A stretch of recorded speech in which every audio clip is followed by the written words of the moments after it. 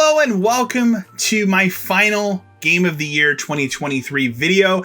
This is, of course, the big one. This is my top 10 favorite games of 2023 list. I do this each and every year. We're going to run down what my 10 favorite games of 2023 were. And they are obviously in a particular order. 2023 was a great year for video games, one of the best we've had in a long time. And I'm looking forward here to sharing my list of those games with you. So let's go ahead and let's kick it off right now with number 10.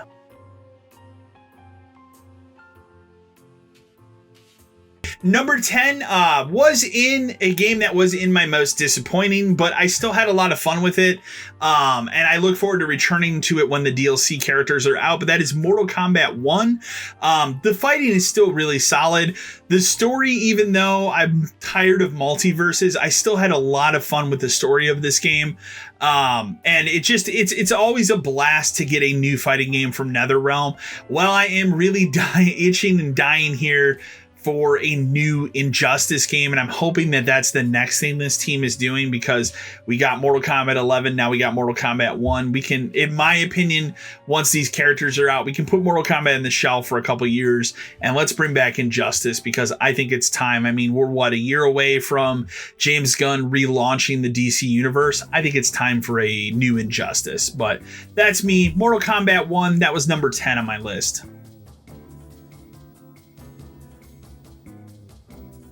Number 9 on my list is going to be Final Fantasy 16. Yes, I will be 100% honest and blunt here. I did not finish Final Fantasy 16. I have heard about the end of the game. Thanks to Dan from Podcast 572. He blazed through the game. He's a massive Final Fantasy fan. Loved the game to death. For me, I enjoyed it because it is a big departure from previous Final Fantasies. They really go the action route with this game, but it really works. The story is darker, much more mature, which I also appreciated. It's a really good Final Fantasy game. It really mixes things up. So for that reason alone, it took the 9th spot on my list this year.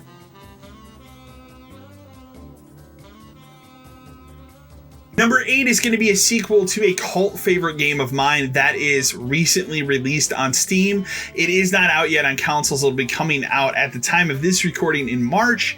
That is House Flipper 2. So I was ecstatic when they announced that House Flipper 2 was going to make the cutoff, so I would be able to play it before the year's end, and it did just squeeze onto my list. I think there's enough things that they changed and updated about House Flipper that make a sequel worthwhile. It does run better than the original House Flipper, and I do like some of the subtle changes they did to using different tools in the game. It runs a lot better. 2021, I spent like an entire month when I was between jobs just blazing through House Flipper, and I'm so happy that the sequel is finally out.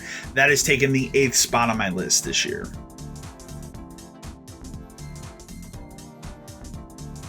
Number 7 on my list was one of the most controversial games of this year, and in my opinion, a game that really wasn't that controversial, but that is Hogwarts Legacy.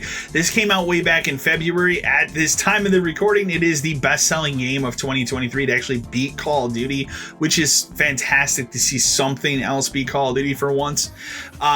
This is literally your Harry Potter fantasy made true. Like, you make your own character, you're a 5th year student, you get transferred to the school, you get caught up in this world. It's so well done. This is a game that was made by a brand new studio that is compiled of ex-Avalanche employees, so the people that made Just Cause and some other games over there, they made this game, and I'm glad that it's going to turn into a franchise. I've always been a fan of Harry Potter. I enjoyed the movies back in the 2000s through 2011, I believe was the last one.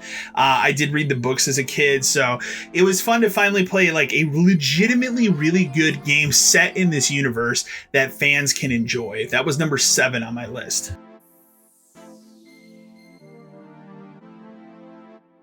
Number 6 is going to be a PlayStation exclusive, and that is Spider-Man 2. Spider-Man 2 does not hit the highs for me as much as the original Spider-Man did in 2018, or even Miles Morales. I do think it's a little bit bloated in comparison to those games, and I do think the story is a little bit weaker than the original Spider-Man, but I had a blast with it. It's a very well-made sequel.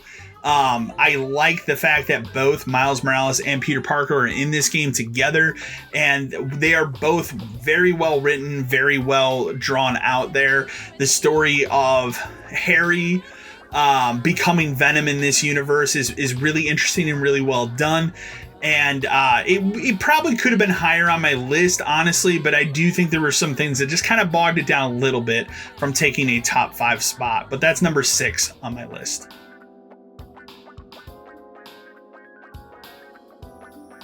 Number 5 on my list is going to be a big one, and that is Diablo 4. I'm a massive Diablo fan. I believe now that I think about it, that was my most anticipated game for the year.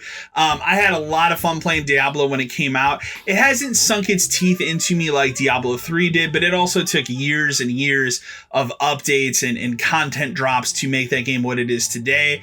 We do know that we're getting at least 2 expansions for Diablo 4.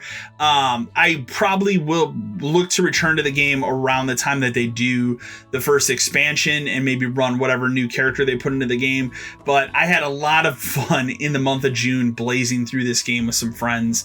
It's just a very good Diablo game, and it was very fun also just to be able to play that game. This is the first time that I was able to play a game on my console of choice for the game, which is the Xbox, and a buddy is playing on PS5, and we're able to play together using Discord. Like, if you told me I was going to be doing that 10 years ago, I would have said you're fucking crazy. So, number 5 on my list. Number 4 on my list came out as a surprise this year, but it is a game based on one of my favorite movies of all time, and that is RoboCop Rogue City. This is essentially the third RoboCop movie that we never got. With Peter Weller, instead, we got that other very terrible sequel that was PG-13. They brought Peter Weller back to voice him in this game. This game is so lovingly made to feel like RoboCop. It really feels like you're playing through what would be the third movie. It's a fantastic, it's a fairly long game. I'd say it took me about 15-16 hours to get through, but for a single player game, that's very good. And there's a lot of side content in the game that's fun too. There's some side missions and stuff that I really enjoyed, but the thing that I love the most about it, it is just a love letter that is faithful to the source material. RoboCop is one of my favorite movies of all time, and I'm glad we finally got that character and that franchise the justice it deserved in 2023. That's number 4 on my list.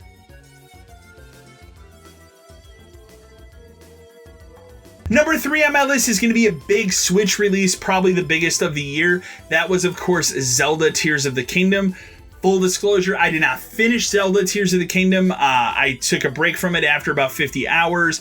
At this point, I'm going to wait to play it on whatever Nintendo's new system is this year. Hopefully, it'll have some frame rate, updates. Maybe it'll look a little bit sharper, but I love the time that I did put into this game. It is a massive, massive sequel to 2017's Breath of the Wild. It adds so much. There's so many layers and stuff to it that I wasn't expecting. There was so much that was kept secret until the game came out that was unexpected in the best possible way. And I really do look forward to getting back to it, but that was number 3 on my list. Number 2 on my list was my number 1 game of the year until something just snuck out towards the end of the year and beat it, and that is Starfield, Bethesda's new RPG, makers of the Elder Scrolls and Fallout. I loved Starfield to death. I enjoyed the 65 plus hours I put into the game. I'm looking forward to getting back to it, doing another run of it once they put out the slew of updates that they're promising for the game. But I had so much fun playing this game. To me, it is the next big Bethesda RPG, like a new Elder Scrolls, like a new Fallout. And for me, it delivered on that level that I wanted from the game. So it met the expectations that I had going into it. I know there are people that were turned off by this game or maybe disappointed.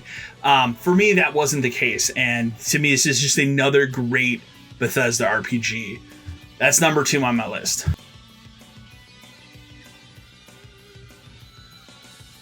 And finally, number 1, my favorite game in 2023. The game that if you were to ask me any game on this list I think you should buy and play right now, that would be Alan Wake 2. I cannot believe how good Alan Wake 2 is. It is an amazing accomplishment from Remedy.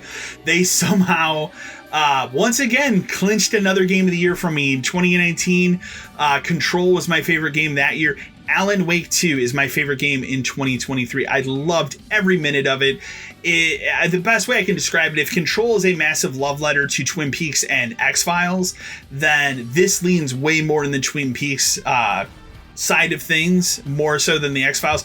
This isn't just a sequel to Alan Wake that takes place literally 10 years later, or I should say, I think it's 11 technically. It also is a quasi sequel to Control. There are so much of Control is woven into this as Remedy is building and fleshing out their own universe, which is so incredibly promising. Everything about this game is so good and surprised me the more and more I played it. It's the rare example of a game that I played in 2023 where I took my time with it because I didn't want the game to end. And that's so rare today. I never come across that as something where like, I'm only going to play this much of it tonight because I just don't want the experience to end. And that's how it was for me with Alan Wake 2. I cannot recommend it enough. Please play Alan Wake 2. It's so good. It's so good. There you have it. That is my top 10 favorite games of 2023 list. I'd love to know what your favorite games in 2023 were. Remember to like, share, and subscribe to the channel. And as always, until next time.